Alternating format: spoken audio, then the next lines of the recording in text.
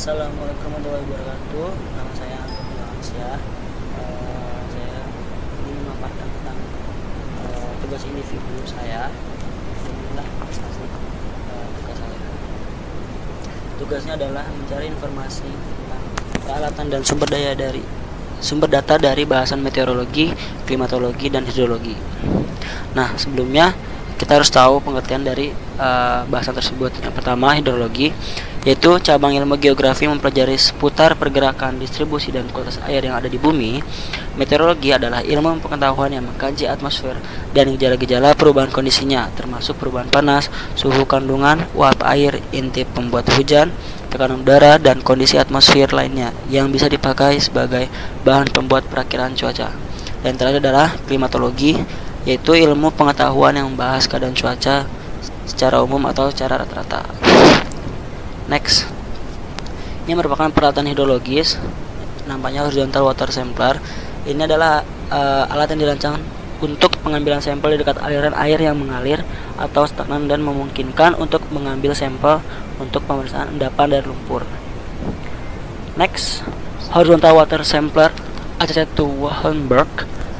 Alat ini hampir sama seperti yang tadi, cuman dia lebih ke bidang oceanografinya, seperti itu. Next, ada water level recorder, yaitu alat yang digunakan untuk menghitung tinggi permukaan air. Alat ini mempunyai banyak model, antara lain model mekanik untuk air tanah, model R20 untuk catatan terus menerus tentang air dalam. Selanjutnya adalah sumber data hidrologi. Ini merupakan saya ambil dari internet, mencari web ini merupakan tentang data permasalahan sungai. Nah, saya mengambil ini tahun 2016 ya, sebelah kanan ini. Nah, di sini bisa terlihat suhu, pH, dan listrik, dan banyak sekali opsi-opsinya. Dan ini ada sesuai bulan-bulannya juga. Jadi di sini dijelasin sekali tentang kualitas air dari daerah sungai. Next, saya mengambil ini dari jurnal dari 8 lembaga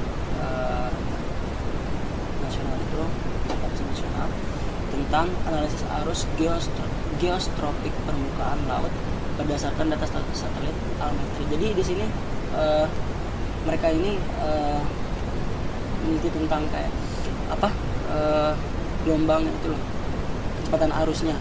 Jadi ada hitung-hitungannya, terus ada visual yang gini, dan ada hasilnya juga yang dilihat seperti itu. Next, jurnal tentang kekeringan di hidrologi di Jawa Timur. Jadi ada satu jurnal saya ambil, dan banyak grafik-grafik seperti ini yang menjelaskan tentang debit dan defisit air di sana, seperti itu. Next, peralatan meteorologi. Pertama itu ada barometer, itu alat untuk mengukur tekanan udara. Satuannya adalah MB atau milibar. Tabung ini berisi air raksa, dilengkapi termometer untuk mengetahui suhu udara dalam ruangan, seperti itu. Next, ada barograph. Itu alat pencatat tekanan udara secara otomatis, jadi dia nggak usah manual gitu. Terus punya sensor yang menggunakan tabung hampa udara atau kotak logam yang hampa udara yang terbuat dari logam yang sangat lenting. Next, ada anemometer, yaitu pencatat arah dan kecepatan angin saat satuannya adalah arah angin atau dalam mata angin. Kecepatan angin knots atau 1 knot sama dengan 1,8 km per jam. Keterangan yang dimaksud arah angin itu arah dari mana angin berhembus yang datang gitu ya. Next, itu ada wind force, itu pencatat arah dan kecepatan angin sesaat. Ini sama kayak tadi ya, seperti anemometer, dia satuannya arah dalam mata angin, kecepatan juga sama. Tapi keterangan itu model ini paling lama atau awal dari jenis anemometer. Jadi dia paling dahulu ya. Kecepatan angin saat diperkirakan dari gerakan lempeng logam. Next, ada evaporimeter, itu fungsinya untuk mengukur penguapan air langsung, satuan adalah milimeter. Next, pitch evaporimeter, fungsinya sama juga dengan seperti yang tadi, pengukur penguapan air, satuan milimeter. Namun istilah ini mengukur laju penguapan air ke atmosfer, kadang-kadang disebut atmometer. Jadi ini lebih kayak ke atmosfernya ya. ya. Oke, next ada penakar hujan ops, itu untuk pengukur curah hujan. Keterangannya, curah hujan diukur dengan gelas penakar setiap pagi jam 7 atau 1 mm hujan yang ditakar sama volume dengan 10 cc. Next ada penakar hujan otomatis. Fungsi alatnya pencatat intensitas curah hujan atau tingkat kelebatannya, satuannya mm juga.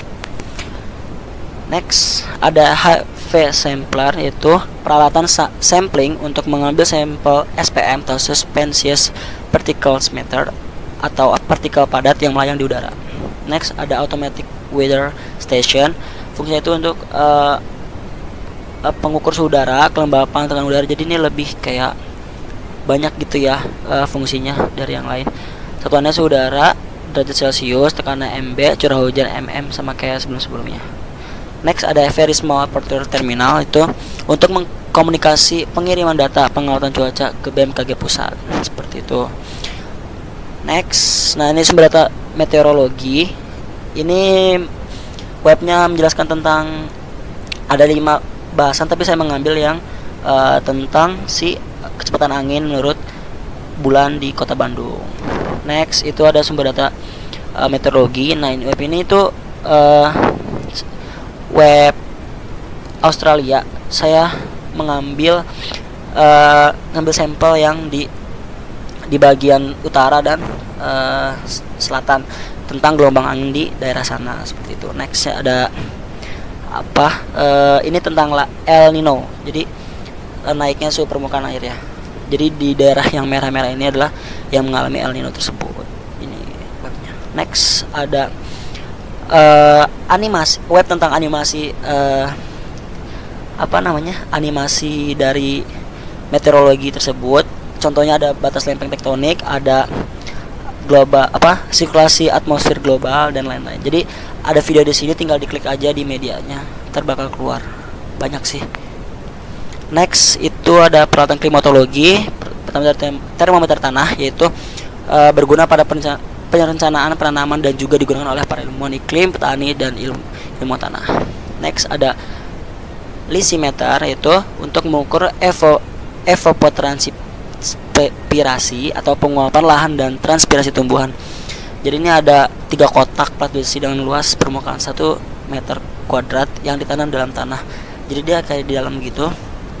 Terus setiap jam tuh di jam 3 itu disiram rata. Habis itu jumlah air tuh diukur kayak gitu. Ntar diukur tuh penguapannya berapa kayak gitu. Terus next itu automatic rain sampler. Itu adalah untuk mengambil sampel air hujan yang akan diukur konsentrasi kimia air hujan. Prinsip kerjanya terjadi hujan, maka jika terjadi hujan, maka sensor akan memberikan trigger pada sistem kontrol untuk membuka tutup tempat penampungan air yang digerakkan oleh motor listrik. Semenjak penutup tersebut tetap terbuka, kemudian setelah hujan berhenti, maka penutup akan bergerak ke posisi semula, sehingga air hujan yang di tempat penampungan tak terkena kotoran lain karena tertutup rapat. Lalu sampel air hujan tersebut dikirim ke BMKG Jakarta. Next ini sumber data klimatologi yang saya ambil dari bmkg.go.id. Ini menjelaskan tentang curah hujan Juli 2017 di Indonesia. Jadi ini kelihatan curah hujan itu rendah, menengah, atau tinggi. Jadi lihat di sini banyak banget sih yang dibicarakan. Next ini ada perakiraan daerah potensi banjir di daerah Banten Oktober 2017. Ini masih perakiraan ya. Di sini banyak kok dijelasin juga selain perakiraan daerah banjir. Next itu ada dari BPS, ini tentang kecepatan angin di setiap provinsi di Indonesia. Jadi ada kelembapan juga, sama seperti sebelumnya. Ada angka juga di sini. Oke, dan selanjutnya adalah daftar pustaka. Ya, ada 2 slide yang saya cari di internet. Oke, ya, terima kasih atas waktunya. Sekian presentasi dari saya. Wassalamualaikum warahmatullahi wabarakatuh.